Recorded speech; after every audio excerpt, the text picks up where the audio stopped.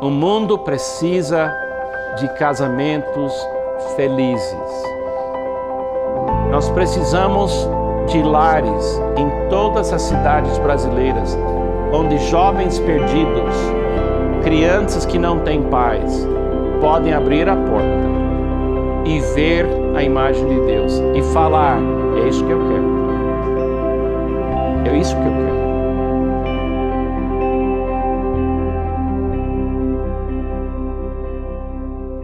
Agora vamos para a segunda metáfora, um coração forte no círculo da intimidade. A gente vai falar da questão assim, como decidimos? A primeira metáfora, a gente falou da importância de paradigmas e o primeiro paradigma foi por que casamos? Casamos para a gente ser, no nosso casamento, a imagem de Deus. Amém? E vocês vão agora pensar nisso como casal, depois vocês vão tomar um café ou depois vão sair e não nenhuma discussão de briga, mas de dizer, é isso que nós queremos? Será que isso é bom a gente colocar isso no nosso lar de alguma forma, de marcar isso? Casamos para a gente ser a imagem de Deus aqui no mundo. Eu e Pamela a gente fez isso. Então esse curso nasceu desse primeiro paradigma. Agora, essa história que eu contei no início sobre o Josmar, e eu dizendo para a Pamela, é Josmar, e ela diz, não é Josmar, e eu usei essa ilustração para falar de paradigmas. Mas tem uma outra parte dessa história que eu não contei. Uns meses depois, eu estava vindo para Campos Jordão, naquela mesma estrada, perto de Quiririm. E exatamente naquela área onde eu vi o Josmar passar em cima das duas faixas amarelas, eu estava indo e eu resolvi passar naquele lugar, em cima de duas faixas amarelas. Porque eu pensei, é uma sugestão, não é uma lei. E tinha um homem atrás de mim no Mercedes, eu não conhecia esse homem, mas ele estava atrás de mim. Então ele também me seguiu e eu passei. Mas quando eu passei, de repente na minha frente tinha um guarda e ele me parou e me deu a multa e deu a multa para o rapaz que estava atrás de mim. Então tá vendo? Cuidado com a medida que você usa para julgar o Josmar. Porque Deus vai dar a mesma medida para vocês. Então, para o meu amigo Josmar, acho que você tinha razão, eu peço perdão. Mas a ilustração é tão boa que eu vou continuar usando, tá bom? Tá bem. Tá bom, agora vamos falar de uma coisa muito importante, a diferença entre homens e mulheres. E a diferença na maneira que a mulher vê a realidade e o homem vê a realidade. Alguém criou essa imagem aqui, eu acho que simplifica o diálogo. Aí em cima diz men, homem, embaixo mulher. O homem vê a mulher assim, o homem acha que ele é muito, muito simples. Sim e não? Liga, desliga. E a mulher, ele vê assim, ela é tão complicada. Então o homem pensa que ele é tão simples, tão simples. É a mulher que é complicada. Então, quando eu faço aconselhamento com casais, eu sempre enfrento essa coisa que o homem tem na sua mente. O homem, ele pensa que o assunto é simples.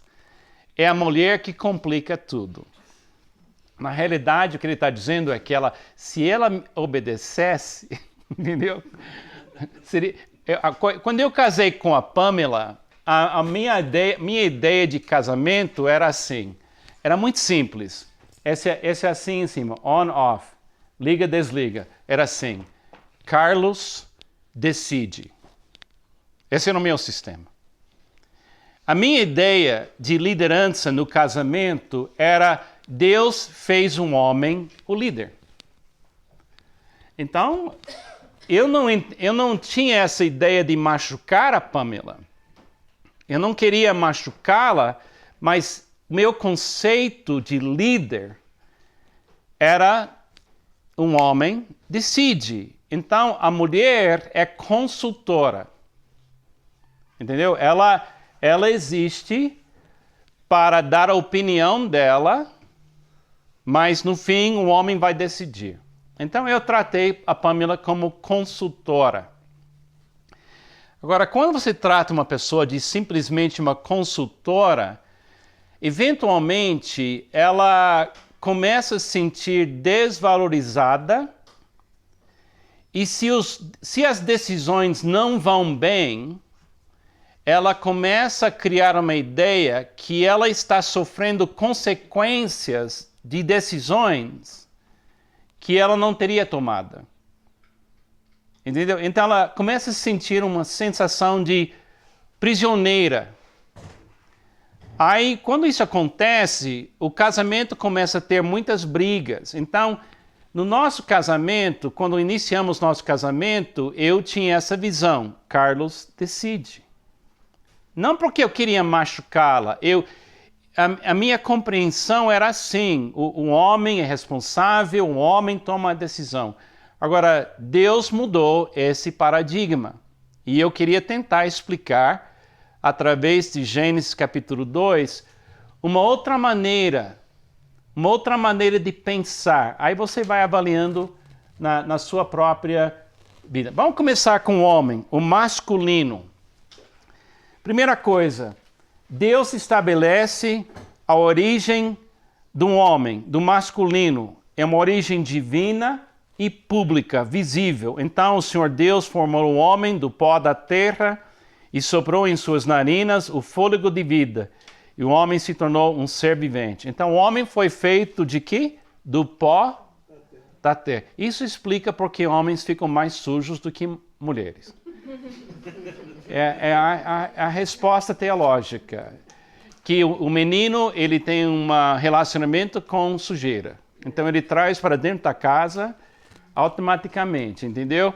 Então, é uma desculpa boa para homens aí, tá vendo? Tem coisa divina atrás disso. Eu acho que tem uma coisa mais profunda aqui. O homem foi feito de coisas visíveis. O homem foi feito de pó de terra. O que eu vejo nisso, que o homem, a orientação do homem, quando ele pensa, é sempre a parte pública. O ponto de partida de um homem é o ambiente que ele vê ao redor dele. E o homem, o masculino, tem uma tendência de sempre estar defendendo o seu espaço. E a maior preocupação de um homem é ser desrespeitado, de alguém não levar ele a sério em público. O homem é muito ligado com a parte visível das coisas. Por isso o homem quer defender sua equipe. Ele quer ter seu espaço. Ele quer dizer, isso é minha casa, meu carro. Entendeu? Ele é ligado com coisas visíveis. Então, quando o homem pensa num assunto, ele sempre está pensando de fora para dentro. Então, Deus criou o homem das coisas públicas. Agora, Deus estabelece o papel do masculino. Se lembra que em Gênesis capítulo 1, a Bíblia fala, façamos o homem na nossa imagem, a nossa semelhança.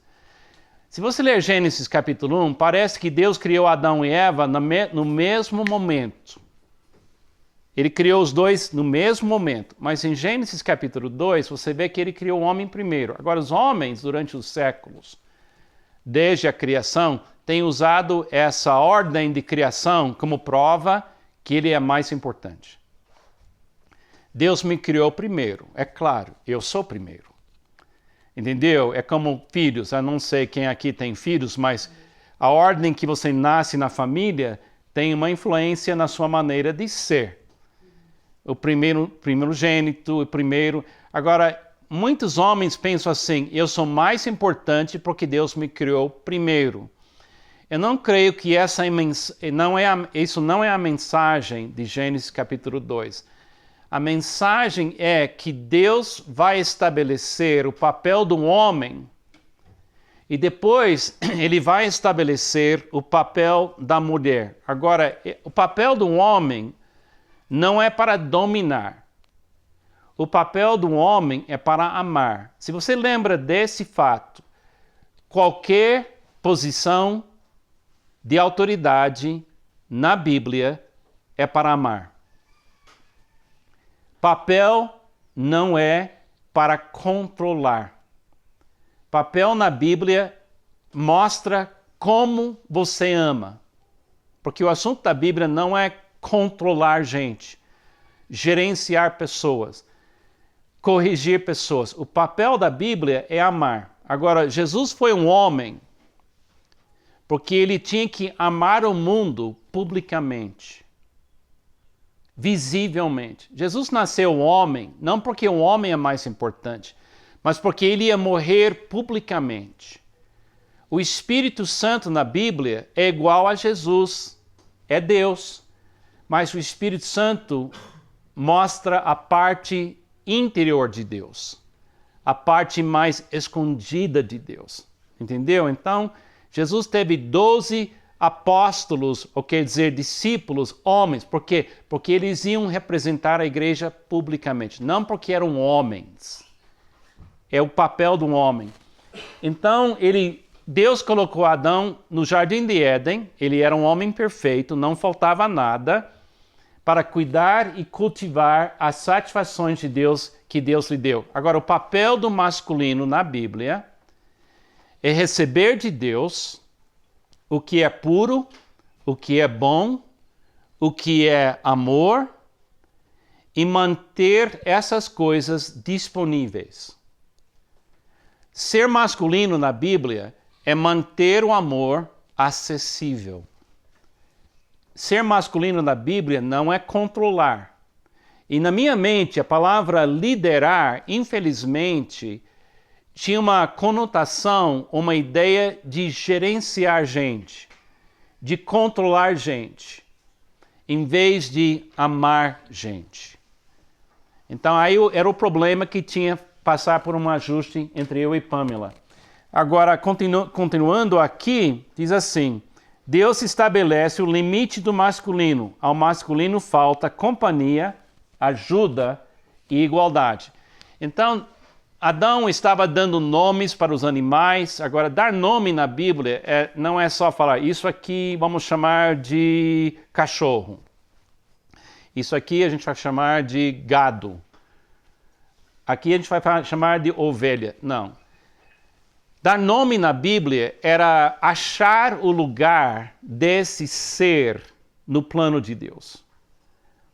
Era muito mais do que só dar nome, era literalmente descobrir por que essa coisa existe.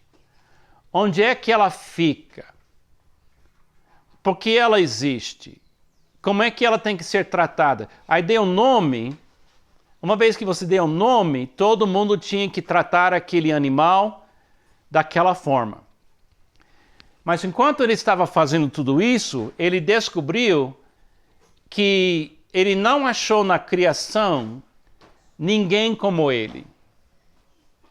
Ele não achou ninguém na criação que poderia compartilhar ideias com ele, que poderia amar com ele, que poderia ser companhia dele e ter igualdade com ele. Então a Bíblia fala que Deus tinha que colocar ele para dormir. Agora a pergunta é, por que Deus colocou ele para dormir? Porque eu acho, uma das razões, se Adão tivesse ficado acordado, até hoje nós homens estaríamos dizendo para as mulheres, olha que eu e Deus, a gente fez você. Você é a nossa ideia. Então o fato que o homem dormiu, ele não pode dizer isso, porque ele não estava sabendo de nada. Então Deus cria agora o feminino. Agora vamos descobrir essa diferença entre o homem e a mulher. Deus estabelece a origem do feminino, origem divina e particular, o invisível. Então o Senhor Deus fez o homem cair em profundo sono, enquanto este dormia, tirou-lhe uma das costelas, fechando o lugar com carne. Com a costela tirada do homem, o Senhor fez uma mulher e levou até ele. Então, ela tem uma criação diferente. A origem dela é fonte divina. A origem dela não é Adão. Entendeu? Ela também foi criada no sentido de Deus fazer isso acontecer. Mas ele usa, em vez de pó da terra, ele usa alguma coisa que vem do interior de um homem. Agora, isso dá uma ideia da maneira que o homem e a mulher, a diferença entre homens e mulher. Não é aquele negócio de ligar, desligar e todas aquelas complicações. Isso é como um homem vê a situação. A mulher, quando ela pensa na realidade, ela não começa nas coisas visíveis. Ela começa nas coisas invisíveis. A maneira que a mulher pensa começa nas coisas interiores. Por exemplo, imagine um casal que mora em, vamos dizer, São José dos Campos, que é uma linda cidade, uma cidade que é fácil morar. Lá em São José demora 20 minutos para chegar em qualquer lugar.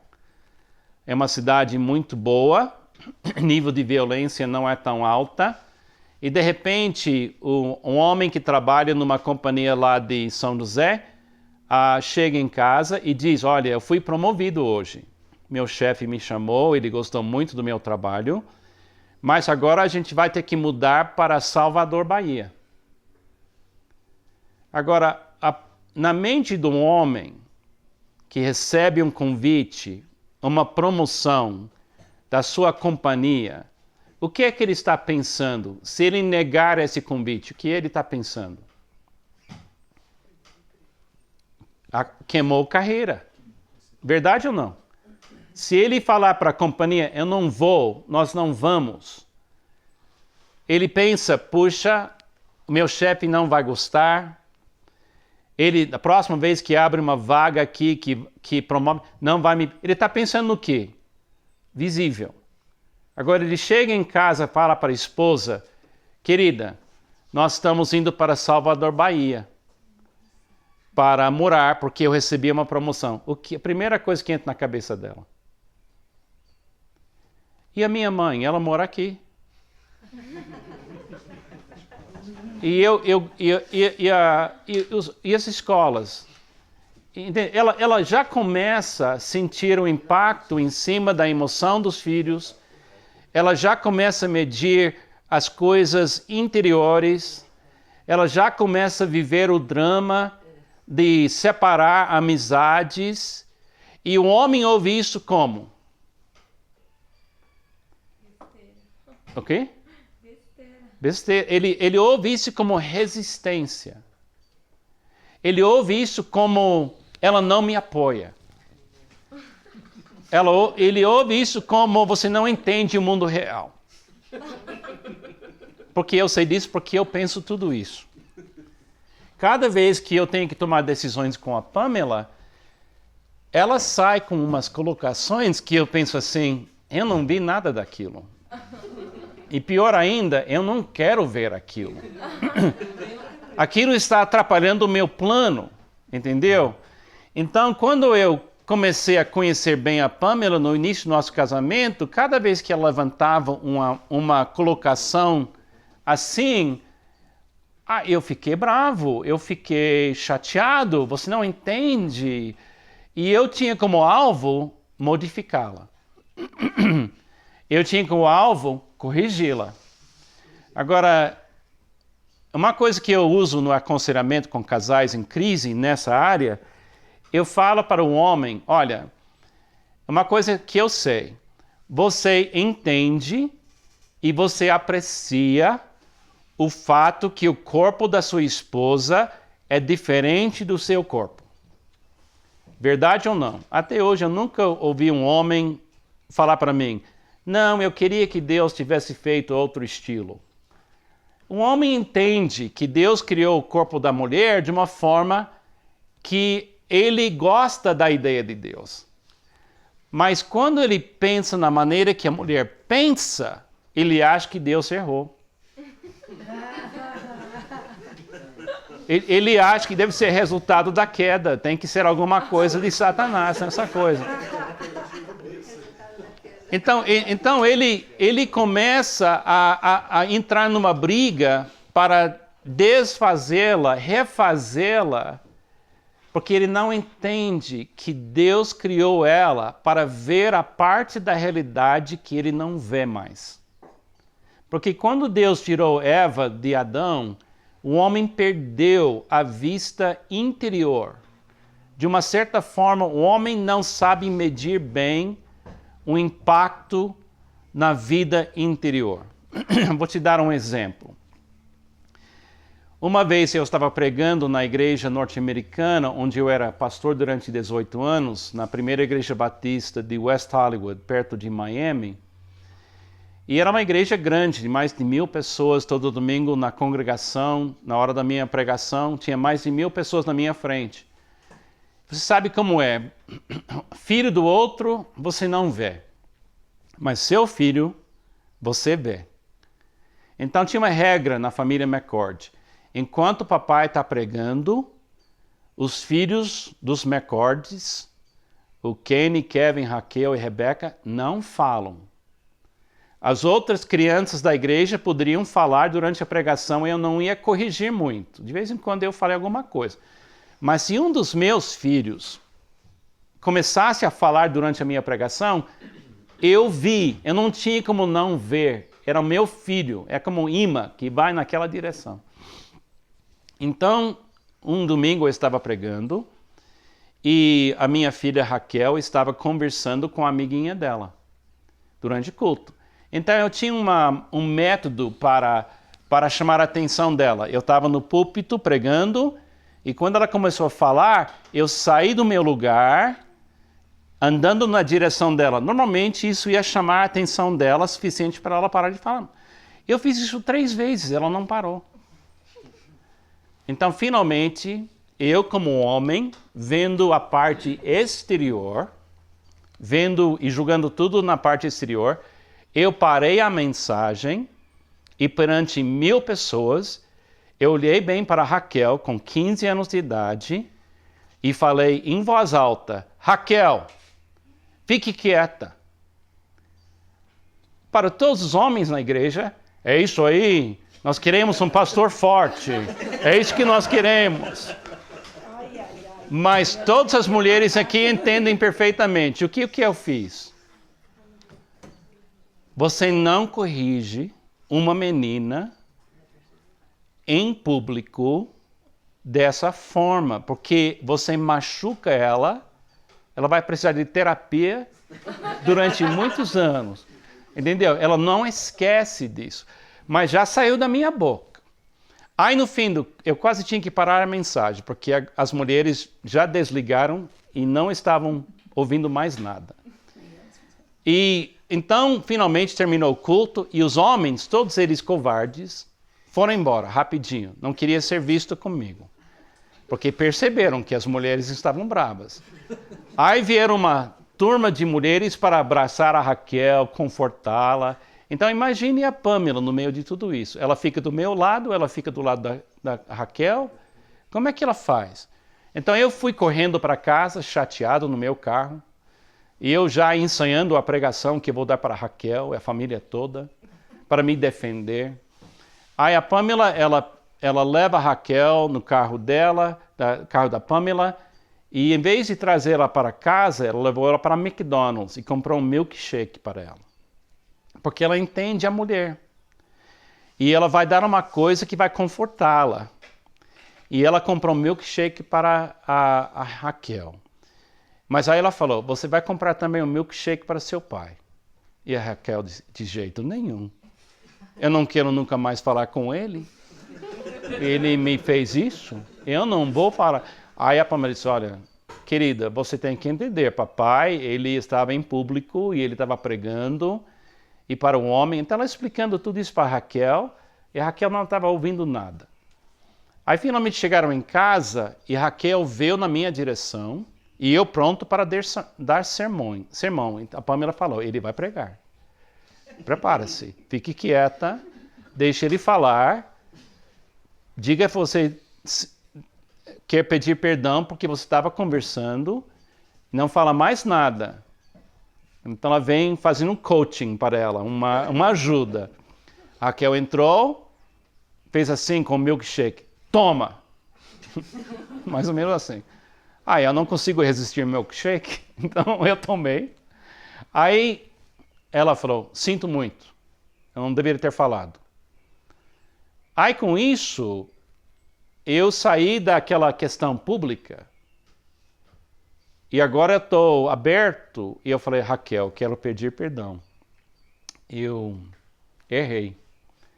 Eu nunca deveria ter corrigido você dessa forma, porque eu vi na Pamela que Pamela tinha colocado ela de volta perto de mim da forma certa.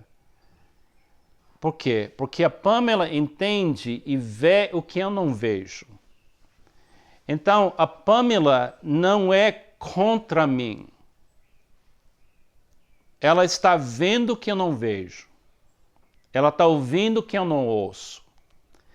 E se eu quiser amar corretamente, eu tenho que ter a perspectiva dela. Mas a perspectiva dela eu tenho que receber na igualdade. Entendeu? Eu tenho que ouvi-la como sendo igual a mim. Enquanto eu mantenho o paradigma que eu sou mais do que ela, eu não ouço corretamente. Então é isso que a gente chama de o círculo de intimidade. Vou explicando isso. Agora, é impressionante, Adão reconhece o papel da mulher. Realmente uma coisa muito lindo. Ele entende, porque ele fala assim, disse então o homem, esta sim é osso dos meus ossos, carne da minha carne, ela será chamada mulher, porque do homem foi tirado. Então ele estabelece igualdade com ela. Quando eu casei com a Pamela, eu tinha companhia,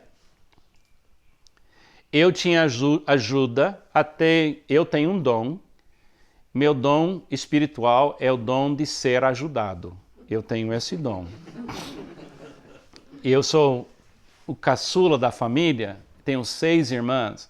Então eu recebi muito na minha infância. Então eu sei ser ajudado. Então eu recebi, quando eu casei com a Pamela, eu tinha companhia, que foi muito bom. Eu tinha ajuda, que até hoje aprecio muito e recebo com alegria. Mas eu não tinha igualdade. Não tinha igualdade com ela, porque meu conceito de liderança não permitiu igualdade. Eu olhei ela assim, Deus me deu a responsabilidade de liderar, e liderar é tomar as decisões. Sozinho. E depois você tem que seguir a minha orientação. Agora, o que Deus fez comigo é que ele me mudou muitas coisas. Primeiro, uma coisa, Adão reconhece a necessidade da mulher. Por essa razão, o homem deixará pai e mãe e se unirá à sua mulher e eles se tornarão uma só carne, uma só realidade. E homem e mulher viviam nus e não sentiam vergonha.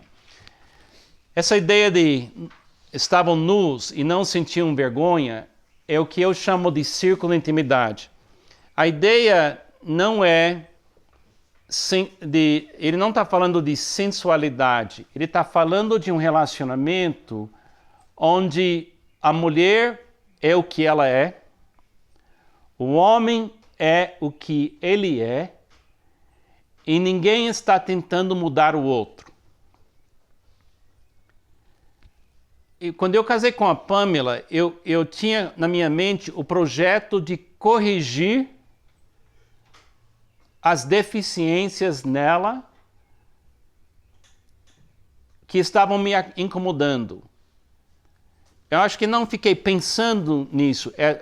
Olhando para trás, eu vejo que eu estava olhando para a Pamela como alguém que precisa ser modificada. Adão não viu Eva assim. E Eva não viu Adão assim. Hoje, nós temos, eu e Pamela, o que nós chamamos de um círculo de intimidade. E no círculo da intimidade, a gente entra no círculo não para modificar o outro. Não é um ambiente de correção. É um ambiente de tomar decisões a dois. Juntando o que ela vê com aquilo que eu vejo. Por exemplo, voltando para aquela ilustração. A mudança para Salvador, Bahia. Qual é a pergunta principal naquela mudança para um casal que quer ser a imagem de Deus? Qual é a pergunta essencial sobre a mudança? É se Deus quer. Porque se você muda a pergunta, se Deus quer, agora vocês podem buscar Deus em união, em vez de defender sua posição. Será que Deus quer? Talvez ele não queira. Talvez um homem vai ter que abrir mão da carreira para fazer a vontade de Deus e ficar. Talvez ele vai arriscar ser menos publicamente, que assusta ele, para ficar. Mas talvez Deus quer. Porque ele tem um plano para vocês em Salvador, Bahia, de revelar a imagem de Deus de uma forma nova e crescer na sua fé. Mas uma vez que se não tem um círculo de intimidade, onde cada pessoa fica à vontade, fica nua, fica bem, e não tem briga de mudar o outro, você não consegue descobrir o que Deus quer. É isso que a gente quer enfatizar. Agora, ela pode ser o que falta para ele. Companheira, auxiliadora e quem corresponde, igualdade. Hoje, eu entendo o meu relacionamento com a Pamela assim. Eu sou líder do meu lar. O que quer dizer líder? Hoje eu entendo que o melhor líder que já andou aqui neste mundo foi Jesus. Amém? Tudo bem. O que fez Jesus o grande líder? Dominando as pessoas? O que fez ele grande líder foi um fato. Ele amou primeiro. A Bíblia fala que nós amamos Jesus porque ele nos amou primeiro. Então, ser masculino é amar primeiro. Não é controlar. Ser masculino é ser o primeiro a perdoar, primeiro a orar, o primeiro a virar face. Então, liderar significa que eu publicamente vou representar minha família. E a maneira que eu vou representar a minha família é amar primeiro. Então, a coisa mais masculina que um homem pode fazer não é controlar e não é decidir. É amar primeiro. Agora, de onde a gente tira essa ideia de tomar decisões a dois? De Gênesis capítulo 1. Se lembra quando em Gênesis 1 a Bíblia fala façamos? Façamos é plural, não é? Nós.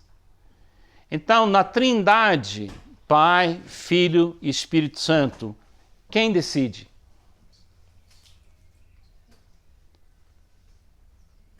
Os três. Mas quem é o lado público da Trindade? É o Pai. Porque o Pai representa Deus público. O Espírito Santo é menos do que o Pai? Jesus é menos do que o Pai? A Pamela é menos do que Carlos? Então, eu tomo decisões em particular no nosso círculo de intimidade com a Pamela, mas quem é que vai vestir a camisa da decisão? Carlos.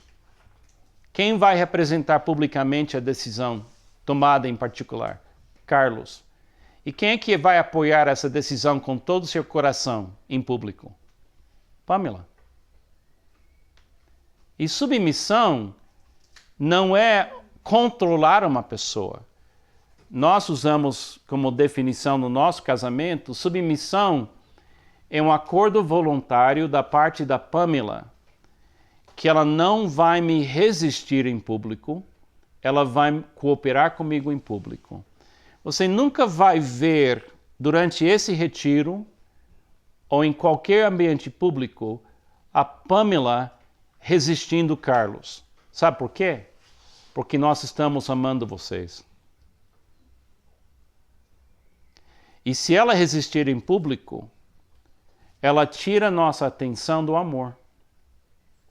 Agora, onde é que ela vai, não vou usar a palavra me resistir, mas onde é que Pamela vai ser honesto comigo? Em particular, no nosso círculo de intimidade. Então, você nunca vai ver a Pamela, por exemplo, aqui no acampamento Ebenezer, quem é o líder do acampamento Ebenezer? Josmar. Tá bom, você nunca vai ver eu publicamente resistindo Josmar. Por quê? Porque eu estou em submissão. Porque eu sei que ele quer amar vocês, eu quero amar vocês. Então, se hoje Josmar falar para mim, Carlos, a gente vai mudar o local de jantar para a capela, sabe o que eu vou fazer? Eu vou fazer o aviso onde nós vamos comer. Agora, depois, em particular, eu vou perguntar para Josmar, por que mudou? Então, eu vivo em submissão. Josmar vive em submissão. Tem hora que todo mundo vive em submissão. Então, a Pamela, em público, ela coopera comigo, porque eu estou vestindo a camisa do amor dos McCords. Dá para entender? Então, vamos em frente um pouco aqui. Tomando decisões juntos. É muito importante isso, é muito, muito legal. A metáfora da realidade masculino e feminino é duas pessoas vivendo com um coração. Quem aqui seu coração está batendo neste momento? Levanta a mão. Verifique se alguém não levantou a mão, tá bom? Porque se seu coração parar de bater, você morre. Tudo para. Sabe o que é um divórcio? Um divórcio não é resultado de uma pessoa boa e uma pessoa má. O casamento que termina é a incapacidade de manter o coração do casamento batendo. Porque o coração do casamento é a capacidade de tomar decisões em particular. Você toma decisões como casal em particular. Por exemplo, quantas decisões vocês tomaram para participar desse retiro nesse fim da semana? Quem cuidou do seu cachorro? Quem cuida dos seus filhos? Dá para fazer pagamento? Vale a pena o investimento? Se você fizer uma lista do número de decisões que você tomou só para chegar aqui nesse fim da semana, você vai ver o que faz seu casamento funcionar ou não funcionar. A capacidade de tomar decisões a dois faz o casamento funcionar. Um divórcio acontece quando o casal finalmente chega até a conclusão, não dá mais para decidir com essa pessoa. E normalmente isso vem bem antes, uma separação emocional, uma separação de visão, mas o coração vai ficando cada vez mais fraco e de repente tem um infarto que mata o casamento. Eu creio que casamentos podem morrer. Não devem morrer, não tem que morrer, mas podem morrer. Agora, é sempre triste. Então, a melhor maneira de não deixar o casamento morrer é você compreender a importância que vocês, como homem e mulher, é como se fosse dois, vocês estão compartilhando um coração. E você tem que cuidar desse coração. E esse coração está no seu círculo de intimidade. Ninguém entra lá, só vocês dois e Deus. Você não deixa ninguém tocar nesse lugar. Por isso ele fala, por isso um homem deixa mamãe e papai, Tem muitas pessoas que não têm casamento bom porque não conseguem criar esse círculo de intimidade e ter um coração que bate forte. Coração, na Bíblia, é aquele lugar no ser humano onde as decisões são tomadas. É o centro executivo da experiência humana. A parte mais importante de você não é visível. A parte mais importante de você, na Bíblia, é chamado seu coração. É nesse lugar que você decide. Agora, um casamento na imagem de Deus, toda decisão tem como seu alvo como amar melhor. É melhor ter uma casa ou um apartamento? É melhor ter um carro ou dois? É melhor morar aqui? Todas essas decisões devem ser decisões sobre o amor. E não simplesmente eu gosto disso, eu gosto daquilo. Você como cristão não vive só para gostar, você vive para amar. Amém? É muito importante. Cada batida do coração dá vida. Cada decisão tomada deve dar vida para o homem, a mulher e todos que eles amam, incluindo-os nas satisfações de Deus. E, por exemplo, eu e Pamela somos pessoas diferentes. Não sei, acho que Deus faz isso. Ele coloca junto pessoas diferentes, por boas razões. Mas, por exemplo, a ideia da Pamela de uma férias boas é um hotel 5 estrelas, num lugar onde tem serviço excelente, onde todo mundo limpa tudo e ela não tem que fazer essas coisas. A minha ideia de uma boas férias é pescar, é ficar no sol o dia inteiro, é esporte.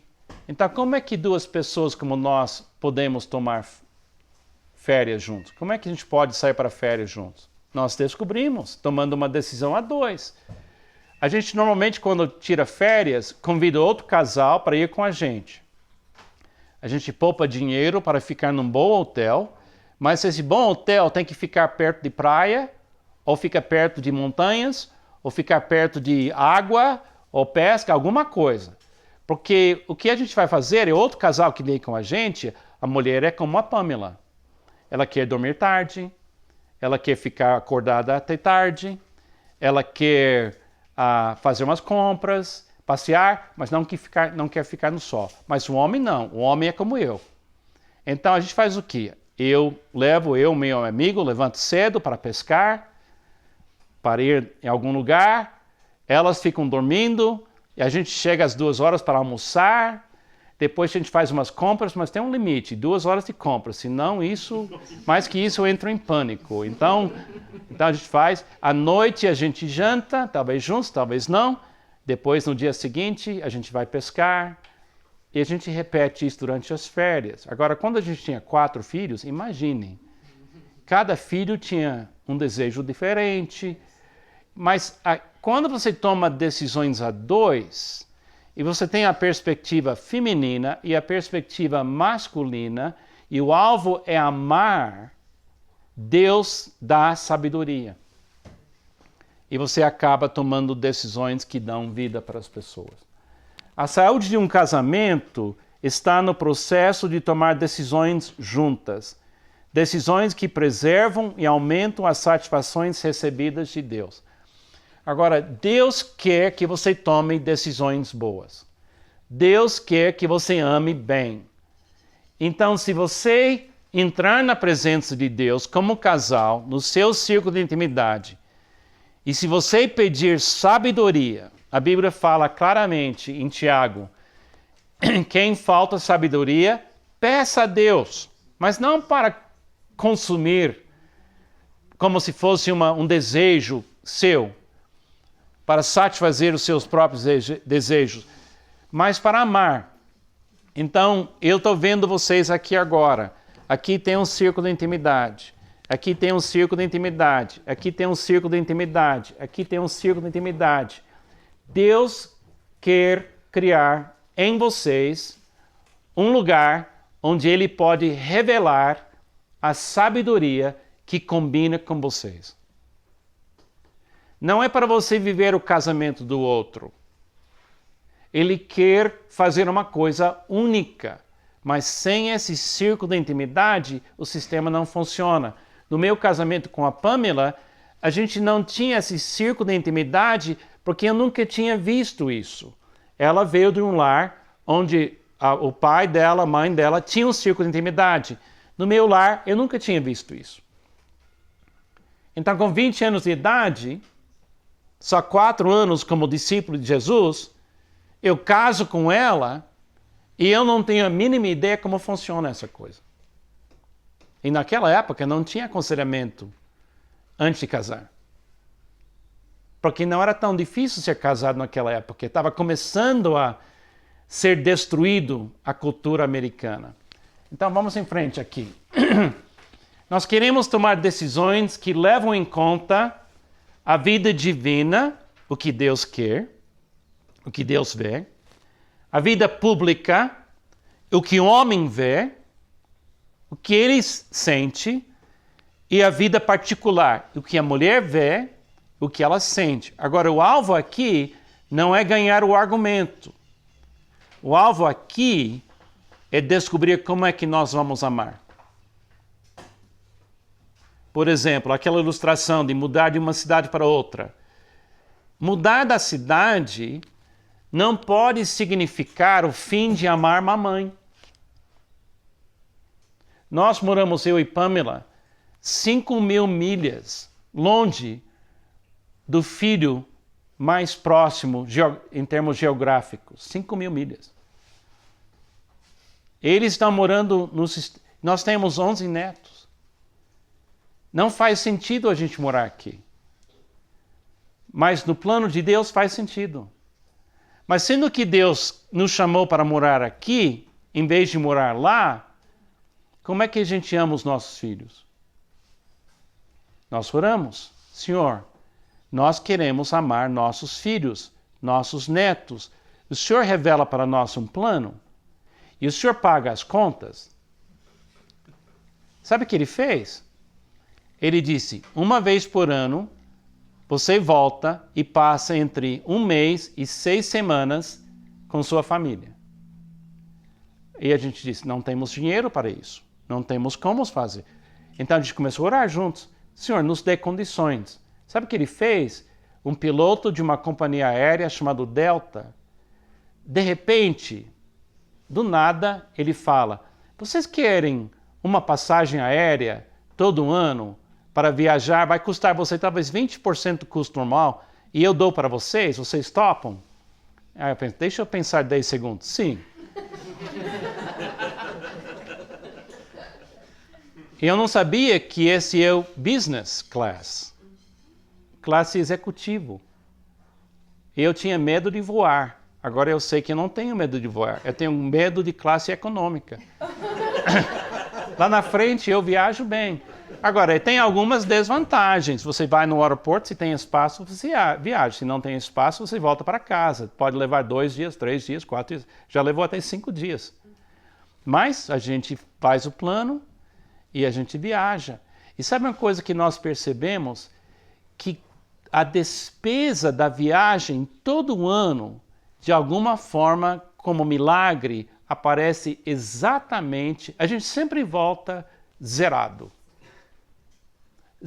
É uma coisa impressionante. Volta e pagou tudo como se fosse uma coisa que Deus, de sob medida, fez por nós. Por quê? Porque nosso alvo não era só viajar, nosso alvo era ir lá e amar. Quando você toma decisões assim, funciona uma beleza.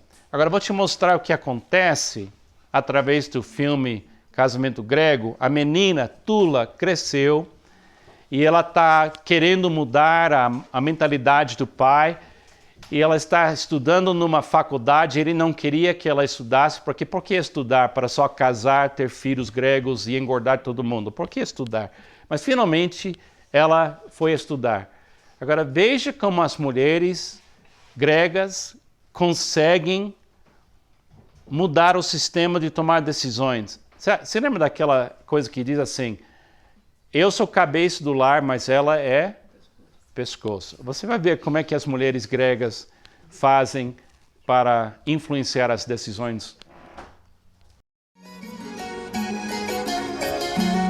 Computadores e turismo.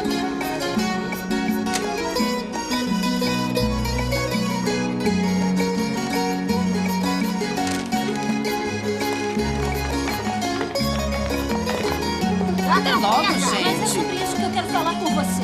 Oh, minha sobrinha querida. Mas que inveja. Que inveja. Do que você tá falando? Está ótimo. Ah, eu não gosto do meu traseiro, mas o Taki gosta. Não, escuta, eu não quero dizer que o ramo de viagens é uma coisa que eu sempre quis fazer. Mãe, eu não vou dizer isso, mas eu tô dizendo que é diferente. Agência de Viagens Você Monte sabe que eu Olimpo. estou estudando informática, não é? Tem esse curso, é um seminário. Ele trata de computadores e turismo e todas as últimas aplicações e programas que eu poderia empregar aqui. Seus negócios iriam dobrar ou iriam triplicar e poderia ficar mais tempo contigo e poderiam tirar férias, eu posso fazer as reservas, mas me contrataria? É claro que sim. Ai, meu Deus! Ai, meu Deus, que bom! Ai, que maravilha, que maravilha, que maravilha, meu Deus! Devemos deixar Costa pensar que foi sugestão dele. Tá certo, que eu foi sei. tudo ideia dele. Tá certo, Mãe, eu ele sei. vai Não se desconfiar. preocupe. Tá certo, Você eu não sei o que sabe o fazer. que fazer. Você fala o tempo E todo. você quer a Sim, minha eu ajuda? quero a sua Me diga ajuda. o que falar, mas não me diga o que falar. Perfeito. É isso aí. Então, Vula, como andam os negócios? Ai, infelicidade minha. Os negócios vão mal. E qual é o problema? O que está havendo? Precisa de dinheiro? Não. O que ela quer dizer é que com os dois negócios está sofrendo. Está sofrendo? Está sofrendo. Ela tem que ficar na agência de viagem sozinha o dia inteiro. Porque todos os outros têm que trabalhar na grande lavanderia a seco. Isso mesmo. Eu mando o Taki para a lavanderia a seco e agora não tenho tempo para ficar com ele. Então, mande Ângelo ou Nick para a agência de viagem e você fica com o Taki na lavanderia. Isso seria bom. Isso não seria bom. Não seria? Não seria. Não. Porque nem Ângelo, nem Nick sabem usar o computador. É por isso que não funciona. Não funciona. Computador. Ah! Eu tenho a sua resposta. Tula iria para a agência de viagem e você manda Nick vir trabalhar conosco. Eu não acredito. É preciso ter inteligência. Você é muito inteligente. Maravilha, Gus. Bravo! Hoje, eu entendo que eu sou líder do meu lar. Mas líder como? Uma vez que a decisão é tomada, em particular, na presença de Deus entre eu e Pamela, eu sou representante público da decisão. Mas a decisão a gente recebe de Deus na igualdade. Na igualdade. Da mesma forma que Pai, Filho e Espírito Santo tomam decisões a três. Você pode imaginar Deus Pai, Jesus chega na presença do Pai e ele diz: eu decidi que você vai morrer na cruz. E Espírito Santo, eu decidi que você vai habitar dentro de crentes. Você acha que funciona assim? Acho que não.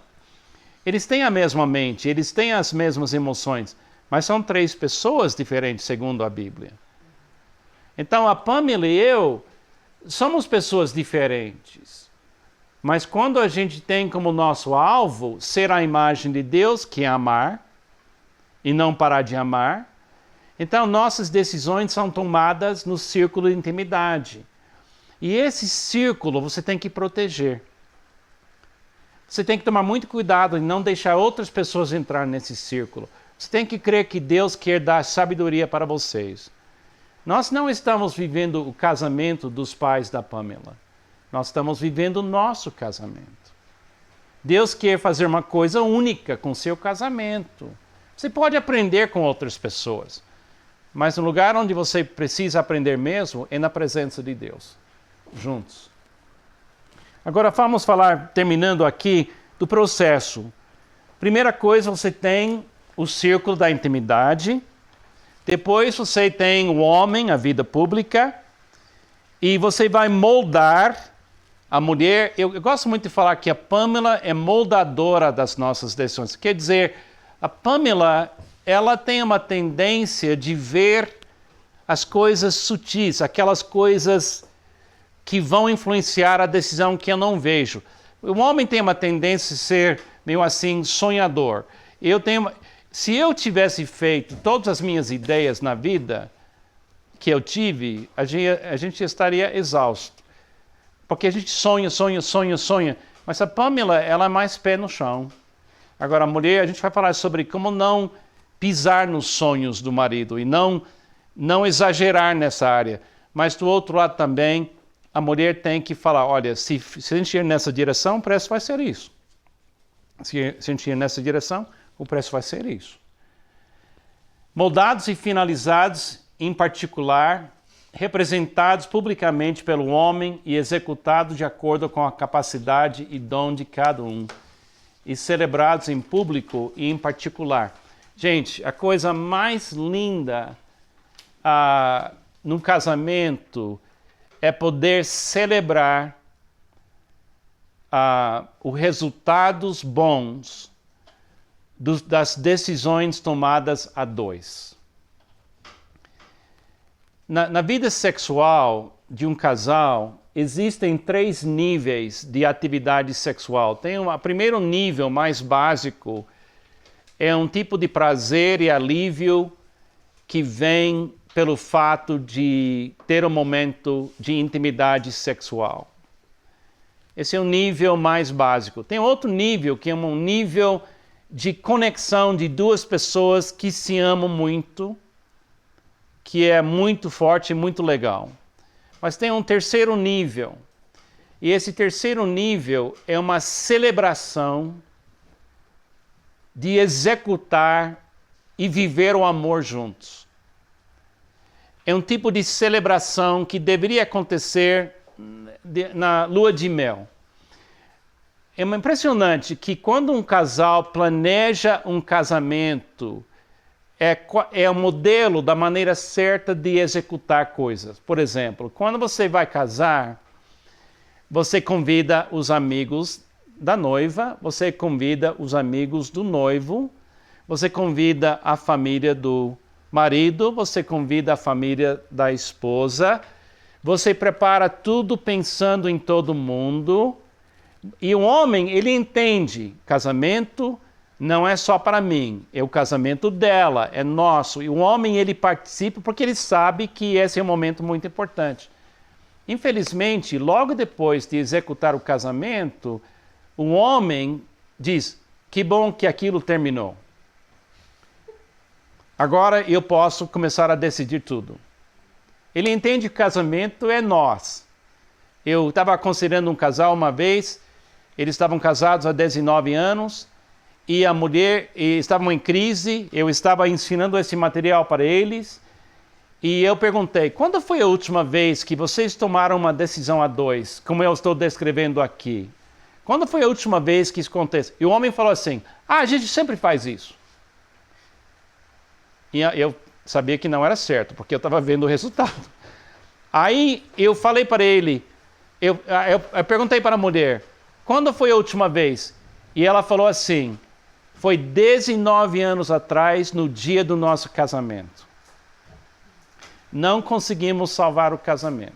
Sabe por quê? Porque o homem recusou admitir que ele não estava tomando decisões a 2. Na mente dele, ele não conseguiu virar a página e considerar uma outra maneira de tomar decisões. E, infelizmente, dentro da igreja, esse casal entrou no divórcio. Então, eu diria para vocês,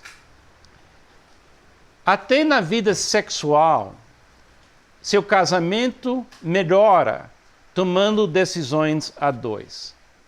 Porque agora você tem uma outra razão para a intimidade. Não é a parte só biológica e não é só a paixão da emoção. É porque vocês estão nessa luta de amar juntos. E quando você consegue amar, automaticamente vem a celebração. Muitos problemas sexuais no casamento não é problema sexual, é problema de não tomar decisões a dois. E muitos problemas no mundo lá fora, de relacionamentos errados, é porque nós estamos tomando decisões com pessoas o dia inteiro e nada é mais natural do que celebrar decisões tomadas a dois. Você vê jogador de futebol, ele faz gol e vem 10 outros homens abraçá-lo. Em qualquer outro lugar você vê isso. Por que abraça ele? Porque a decisão deu certo. Então, se você toma muitas decisões com mulheres e você é um homem, tome muito cuidado. Tome muito cuidado. Se você é uma mulher que toma muitas decisões com homens no trabalho, tome muito cuidado. Porque quando você toma decisões, é muito forte e cria muito relacionamento muito rápido. Agora, o alvo das decisões é a inclusão de todos nas satisfações de Deus para o bem-estar e a alegria deles e a glória de Deus. E aqui é o compromisso. Leia isso comigo, todo mundo. Tudo de você, mas tudo de mim. Vamos ler junto, tá bom? Tudo de você, mas tudo de mim, para todas as pessoas que precisam do nosso amor. Quantos de vocês têm filhos? Tá? Tudo bem. Seus filhos precisam do seu amor. Aqui é o processo. Tudo de você, homem, tudo de você, mulher. Por quê? Porque essas pessoas precisam do seu amor. Eu estou aqui sozinho aqui no Brasil com a Pamela. Não tem família aqui.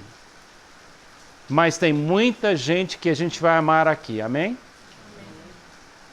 Esse fim da semana para nós, eu e Pamela, não é um evento, a entrega do amor de Deus.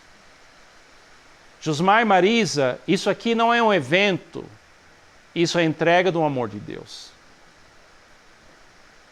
Seu casamento é um sistema divino para entregar o amor de Deus, amém? Então, primeira metáfora, por que casamos? Para sermos a imagem de Deus. A segunda metáfora, como decidimos? Vamos decidir no nosso círculo de intimidade, na igualdade, e cada decisão é como batida do nosso coração na presença de Deus. Amém? Então vamos orar.